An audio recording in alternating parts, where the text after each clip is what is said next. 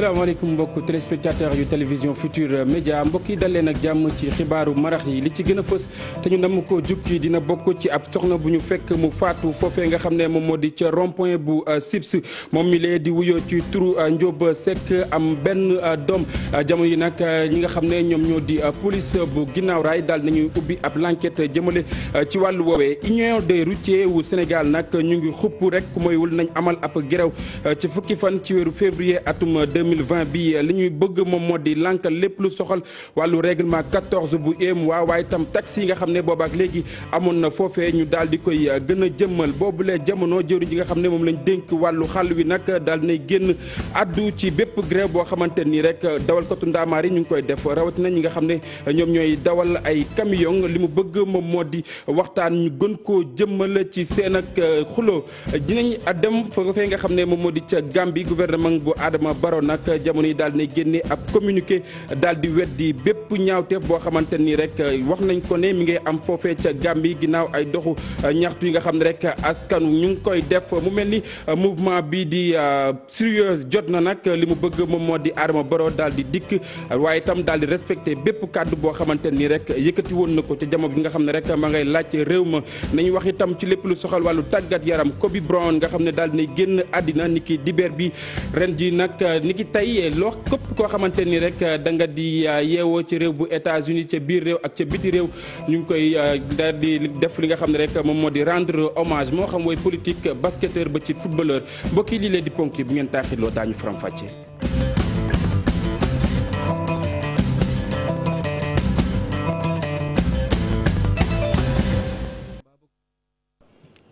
salaamaaleykum mbokk téléspectateur yu télévision Futur Média daleen ak jàmm ci xibaaru marax yi niñ leen ko junjee woon noonu la ñu koy doore ab soxna bu ñu fekk mu faatu foofee nga xam ne moom moo di ca rond point bu Sips mu mel ni ay paako la ñu ko daal di jàmm loolee waral faatoom ki nga xam ne nag moom moo di police bu ginnaaw raay daal nay ubbi ab l'enquête jëmale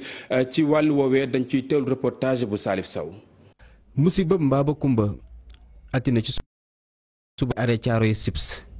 Ndiob Seck ñaar fukki at la am daanaka lañu xamal dañ koo fekk mu faatu soxna si dañ koo jam ay jam-jamu paaka yu bari loolu xabaar boobu kuñ ko baaxee ku jege enquête bi la. gis nañu ne gis na fu ñu néew léegi bi may ndékkee la ma sama benn jigéen woo ne ma dama doon dem Dakar ma ñëw fii di jël clando safari clando noonu day am ku ñu rey fële. ma ne ko fan mu ne foofu ci sa boori jàkka ji. enquête bi nga xamante ni police bi ginnaaw raay moom moo ko ibbi dina xamal askan wi kii lan moo ko faat ak yëf yi nan la demee dëgg-dëgg xamal nañu ci ay xabaar ne waa police scientifique ñëwoon nañ fa ngir xool ndax Ndiob Seck fii lañ ko faatee wala ndaxam dañ koo faat indi ko fii laaj fii samp askan wi di ko def bari na loolu ñoom njàkkare nag moo leen gën a si ginnaaw ba soxna si faatoo nga xamante ni amutoon borom kër waaye am na tuut tànk bu am ñaari at. ñëw na mu mel ni wal nañ ma photo bi. waaye miinuma jëmmam fii ci quartier bi sama njort daal li ma jort mooy dañ ko rey indi ko fi ndax dafa mel ne jeeg bu ndaw la ñaaw na lool nag fii nag mosu fee am xaw na ma fee yàgg am naa fi fanweeri at ak ñaar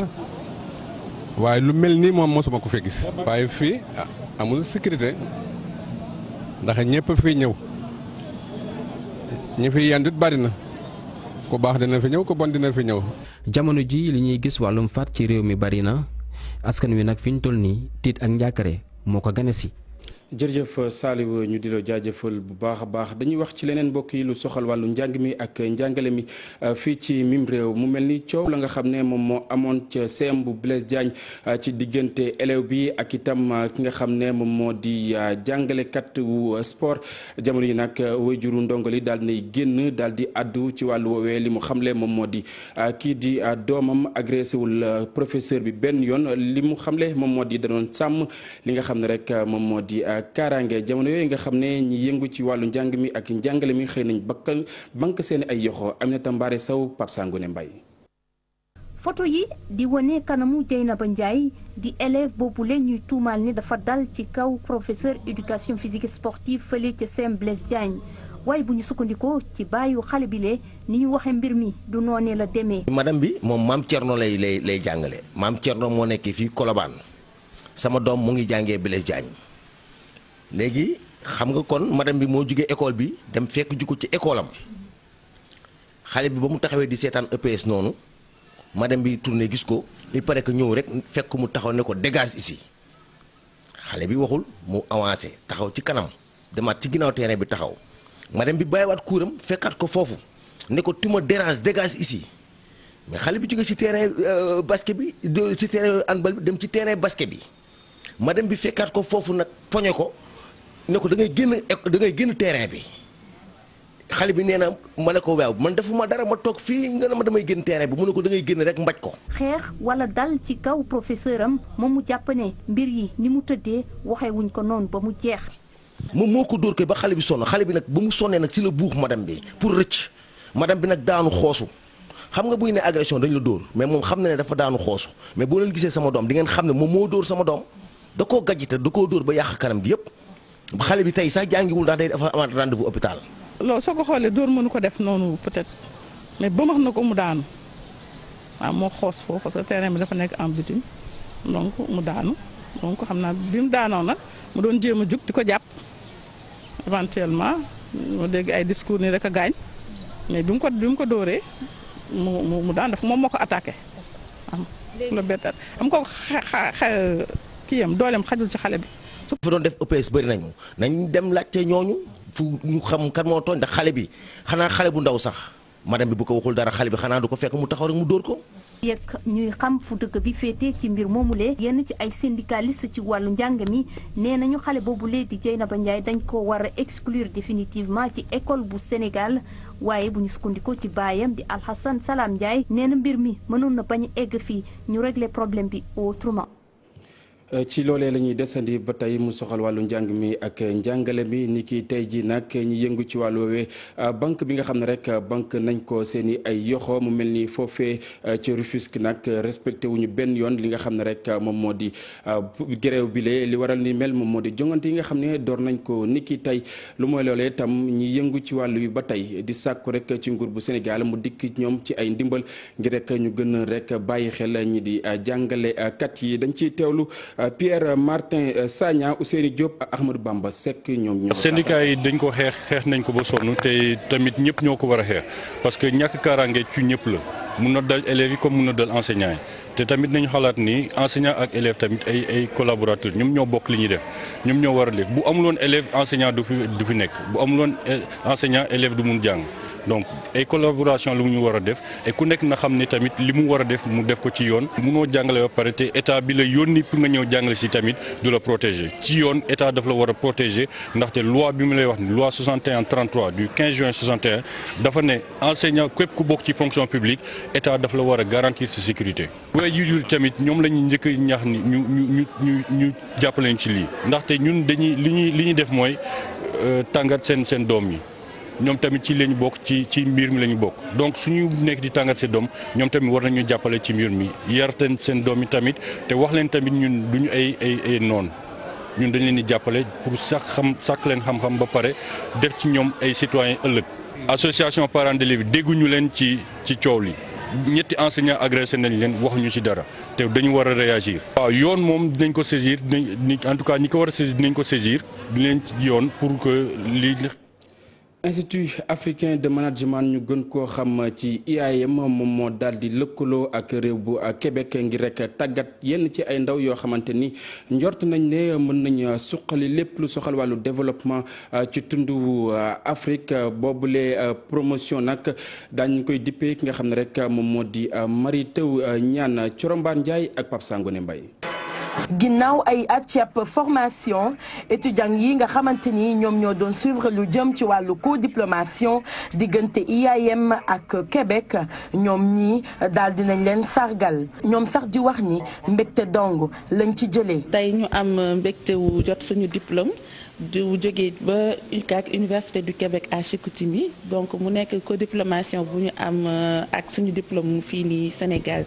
donc nekk na fierté bu mag si ñun ndax tey wane na sacrifice bi suñu parents yëpp def pour ñu mën a réussir ci suñu carrière. yomboon na yombul nag parce que jàng moom ku ci bëgg lu rëy ku ci bëgg réussir doo yam ci àq bi nga ko war a jox rek biir classe soo bëggee réussir dalay jaral su ñëpp toogee nga dem jàngiwaat dalay jaral su ñëpp yamee ci li jàng benn livre nga dem jàngi 2 livres. Mary Teuw Niane mi nga xamante ni moom la ñu bàyyile bi les promotion rafetlu li dox ci diggante public bi ak privé bi moom sax jàpp ne lii lu ñu war a gën a ñoŋal la. muy ay xam-xam yu am solo ngir réew yi ñu nekk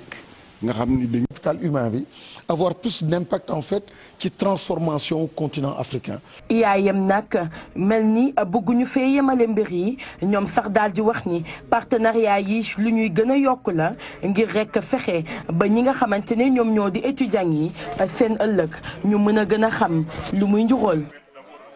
jërëjëf Corom Mbaar Ndiaye ñu wax ci leneen yu soxal wàllu njàng mi ak njàngale mi ba tey fële ca diwaan bu Ndar Géej nag mu mel ni juróom ci ay école daal nañ leen di tëj li waral lu ni mel nag moom moo di melokaan ba nga xam ne yooyu la école am na ko askan wi jàpp ne wóorul rek ñu fay dugg ba tax ñuy sàkku rek ci nguur bi mu dikk ak ñoom ci ay ndimbal ki nga xam ne moom moo di docteur Amadou Dia doonoon responsable politique bu parti bu PS. nekkoon itam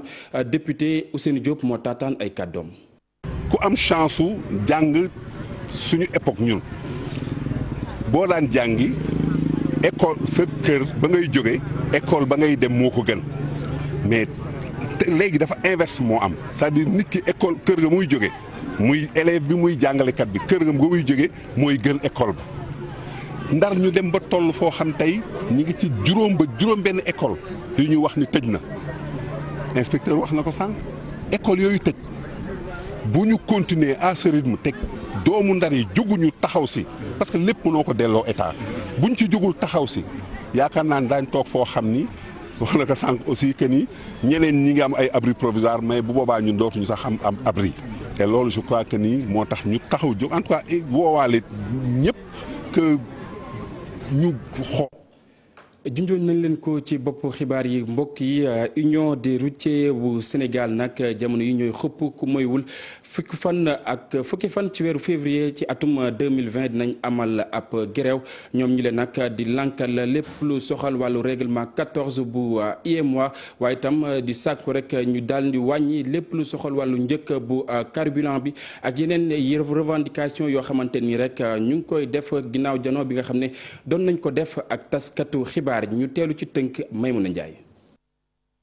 transporteurs yi def ab say li ñu bëgg rek mooy gàntal règlement 14 bu UEMOA nee nañu nag dogal yooyu dëppoowul benn yoon ak transport lim leen may fii ci réew mi rawatina bitim réew. pour li nga xam ne moo concerné nag hydrocarbure bi tax ñu daje fii tey mooy dañuy wax affaire u délestage maanaam bu camion bi chargé bu ëppee ñu wàññi li ñu chargé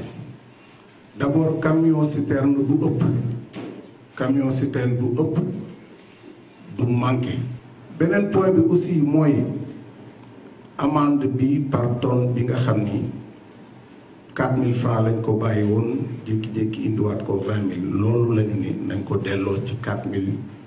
ya mu nekkoon. ñi faree ci union des routiers du Sénégal ñoom faf nee nañu dañoo bëgg a dem grève fukki fan ci weeru février bu fekkente ni seeni tawat kenn sëggu ci. fekkoon na ñun ñu am mbébétu dem grève le 10 février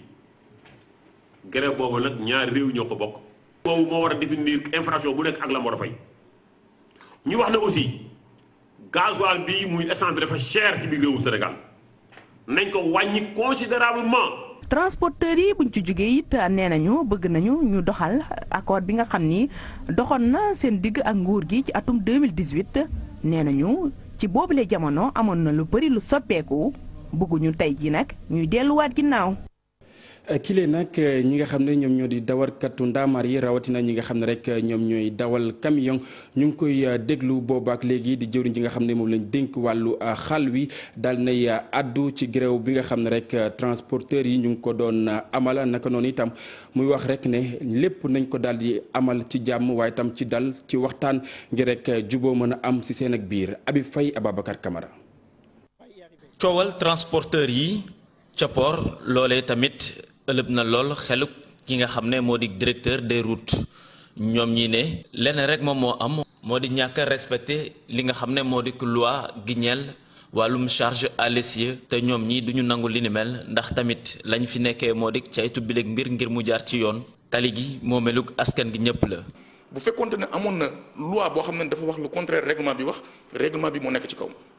donc nit ñi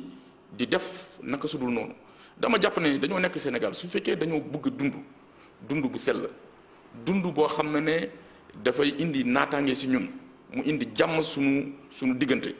dañoo war a tënku ci respecter règlement yi ak loi yi parce que bés bu ñu ko deful rek dañuy dem ci lu ñuy wax anarchie. conteneur yi kenn waxul nit mu wàññi conteneur loolu mënul nekk mais fi ngay teg conteneur bi mooy camion bi dafa am camion bu mu adapté camion boobu la ñu wax déjà plateforme bi du waru ko teg ci camion bu adapté wul maintenant bu ko plateforme bi juumee ba teg dinañ ko amaan mais aussi chauffeur bi koy dawal dañ koy amaan. des nañuy pencoo. bokk di ko fay parce que sunu réew yi dañuy dem lebi pour defar tali yi. transporteurs yi dem grève lànk bañ ne duñu liggéey ndax tamit njëg la ñuy fay cher na lool ñoom ñi ne déet loolee méngoo wut ndax tamit ñoom ñi ngi def seen kéem kàttan ngir lépp mën a jaar ci yoon waaye teewul itam daañu toog ñu pelloo xool ana lan rek moom moo leen di jëmale kanam. Habib Faye ca boobule jamono sanc nañ commission bu carte nationale bu presse maanaam jamono yi nag dina yomb lool ñu xam kan mooy taskatu xibaar ak kan moo ko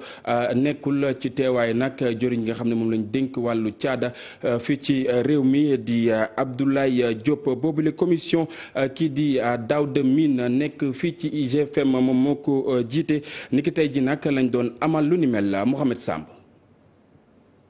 bi ñu toll kenn xamul kan mooy taskatu xabaar kan mooy liggéey ci wàllu média ak kan moo ci bokkul ba tax na nguuru Sénégal jaarale ko ci ministère bu mu dénk wàllum aada ak cosaan fas yéene rek teg yëf yi ci yoon. carte nationale de presse bi nag mooy tax ñu mun a xam kan moo bokk ci yëf yi waaye itamit moo di dëggal seeni xam-xam. soit être titulaire d'un diplôme de licence ou l'équivalent suivi d'une pratique professionnelle. carte de presse bi ngir ñu jox la ko. faaw rek nga am lijaasa bi di licence mbaalu tolloog moom boole ci expérience bu ñaari at ci benn këru tas xabaar ngir ñu mun laa jàppee journaliste wala technicien de média bu fekkee ñi nga xamante ni si nag jotuñoo am boobu diplôme pour ñu mun leen a jàppee journaliste wala technicien de média faaw rek ñu def fukki at ci benn kër tasu xabaar ñu soog leen a mun a jox seen carte de presse. S'il justifie d'une expérience d'au moins 10 ans dans la collecte, le traitement et la diffusion de l'information au sein d'une entreprise de presse. commission bi nga xamante ni si moom la ñu dénk carte de presse bi ñoom nag ñu ngi fësal seen i mbébét ngir rek mun a dëggal ni dinañ respecté anam bi ñuy joxe carte bi. jublu ci liggéey bi moom mooy lan am na règlement intérieur bu nga xamante ne war nañ ko adopté règlement intérieur boobu moom moo ñu wax nan la ñu war a liggéeyee je pense que dans un avenir très proche dinañ regroupé wu adopté règlement intérieur bi nga xamante ne dinañu permettre ñu commencer liggéey. dañ ne dañuy attribuer carte nationale de presse ñi nga xamante ne dañoo génn ci école de formation ñi nga xamante ne génnewuñ ci école de formation ñu valider seen expérience avant ñu leen di jox carte nationale de presse. bile commission ñu taxawal ngir mun a joxe li nga xamante ni si moo di carte nationale de presse nekk na luy firndeel ni nguur gi am na yéene teg yëf yi ci yoon ci wàllu presse bi. commission bi nag juróom-ñetti nit ñoo ko sekk juróom ñi leen tànn moo di ñi nekk ci média yi yeneen ñett yi nag ñañ fay teewal moo di jëriñ gi ñu dénk wàllum yoon wàllum communication ak i tamit jëriñ bi ñu dénk wàllum liggéey. leneen loo xamante ni bañ ko fësalee ba suñu jon yàllaay tey nag askan wi ñu ngi ci yéey yàbbi rawatina ñi nga xam ne rek ñoom ñoo nekk ci réseaux sociaux yi di Miss bu Sénégal ki nga xam ne moom moo di Pape Faye bokk ci comité d'organisation bi nag li mu xamle moom moo di lépp lu soxal wàllu ni ñu tànnee Miss yooyu daañu ko saytu beneen yoon du bañ sax ñu dàq ab région boo xamante ni rek nekk na fii ci réew bu Sénégal ngir rek ka fa bàyyeekoo bañ a bokk bu fekkee rek amalul li nga xam ne rek moom la ñuy laajte Caba Ali Ba Ababacar Camara. coow li ci affaire Miss Sénégal lu normal la parce que à chaque fois ñu def élection Miss dina am coow ak ku mënti gagné nag boo rafetee dinañ coow boo rafetul dinañ coow. xale yi peut-être seen jàng aussi dafa des mais xale yi bu ñu jàngatul man aw ma ci faute mais c'est tout à fait normal ñun li ñuy laaj mooy ñu am niveau d'étude dañuy dem niveau bac bu ñu amee niveau bac am comportement bi parce que comportement aussi ça joue ndax dañ leen di woo Novotel ñoom 14 finalistes yëpp ñu dëkkal leen foofu pendant une semaine loolu pour xool naka la ñuy waxee monsieur Pape Faye moo leen di former en prise de parole bu ko defee là déjà dafa am vote comportement vote beauté vote te loolu ça joue bu ñu demee ba ci final bi loolu jury bi da ciy tenir compte parce que pourquoi ñu tànn miss bu yaru te rafet bu mënee nekk moo ñu gënal parce que rafet mooy premier critère bi nga xamante ni nii c'est indispensable bu rafetee ba pare yaru loolu daf may amal solo. miss bi de dafa kontaan parce que nee na moom xaarul woon bi émotion dafa kontaan yaayam kontaan moo tax ci plateau bi sax dafa jooy. laaj naa ko woo naa ko mu ne ma moom amul sax page gisul sax ay. mu nekkoon ki nga xam ne moom moo di Aminata Badiane nekk organisatrice bu élection Miss Sénégal léeg-léeg nekk nag génnam bu njëkk ginnaaw rek li nga xam ne moom moo di coow li am na ci wàllu woowee Chérif Dia moom moo doon taataan ay kàddoom.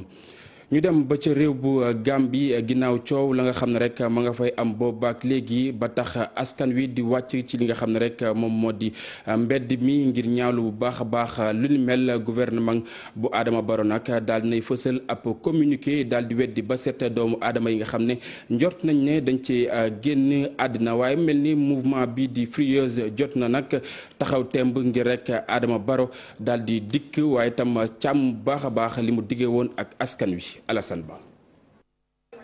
Frieuse jot na di gën a teg pression nguuru Adama Barrow ay manifestation yi nga xamante ni ñi ngi am ci jamono ji ñenn ñi sax jàpp ni am na ñu ci jot a ñàkk seen bakkan wante gouvernement bi weddi na li ni mel jaarale ko ci ab communiqué ñu jàppee ko sax ab propagande wante nag ñu ngi regretter ñi nga xamante ni jot nañ ci jëlee ay gaañu gaañu boo xoolee li xaw ca Gambie daanaka àdduna wërngal këpp ñu ngi koy waxtaanee. ci réseaux sociaux yi itam naka noonu ginnaaw sax bi nga xamante ni teg nañu loxo woy manifester yi toll nañ ci téeméer ak fanweer ak juróom-ñaar ci li nga xamante ni jot nañ ko ci chiffre officiel yi ak tëj gi nga xamante ni tëj nañ ko ay rajo yu ci mel ni Home Digital FM ak King FM. ca Twitter ñu bëri di ko ñaawlu article 19 jàppee ko violation maanaam jalgati bu jëm nag ci àq ak yelleefu doomu aadama yi jotee ca xibaar wante nag.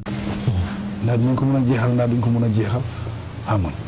lu ci mënti am ñetti at yi moom daanaka jeex na askan wi di manifester di sàkku ci moom Adama Barrow mu organiser di élection présidentielle ci réewu Gambie. Alassane Ba cant ak ngërëm ñenn la dañuy wax ci leneen lu soxal wàllu tàggat yaram ki nga xam ne moom moo di Kobe Bryant nag daal di génn àddina ni ki dibeer bile mel ni àdduna wërngal këpp ñoom ñoo bokk di ko delloo njukkal moo xam nga yëngu ci wàllu football wàllu basket ba ci sax ñi nga xam ne ñoom ñoo séq langue politique bi ci àdduna wërngal këpp képp koo xamante ni rek da nga di sportive mbaa ngay def leneen lu ñu xeetoo yaa ngi koy delloo njukkal mbokk yi foofee la ñuy jaar. daal di buur yi la jotaayu xibaar rédaction bi di leen jox dig daje si kanam tuuti Cheikh Tidiane Diawo dina fi teew ngir faram-fàcce xibaar yi ci kàllaamay tubaab laata loolu itam ñu leen di ñaanal jàmm bàyyi leen ak Aram Touré mu wëy ak yéen ci soir d'info. jërëjëf Cheikh.